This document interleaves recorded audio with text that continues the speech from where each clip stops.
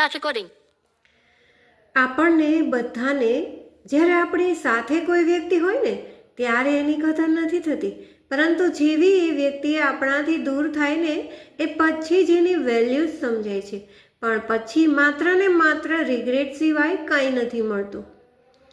તમારા પરિવારમાં કોઈ તમારી સાથે હોય, આમ તો આખો પરિવાર આપણો સાથે જ હોય. બહેનને લઈ લો, માતા પિતાને લઈ લો.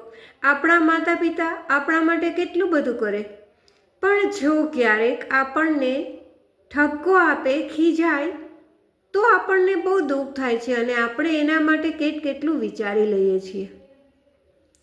પરંતુ વ્યક્તિ જ્યારે સાસરે જાય અથવા તો માતા પિતા દૂર થાય ને એ પછી જ એની વેલ્યુ થાય છે. એવી જ રીતે આપણા મિત્રો છે, આપણા ભાઈ બહેન છે, કોઈ પણ વ્યક્તિ સાથે આવું જ થતું હોય છે.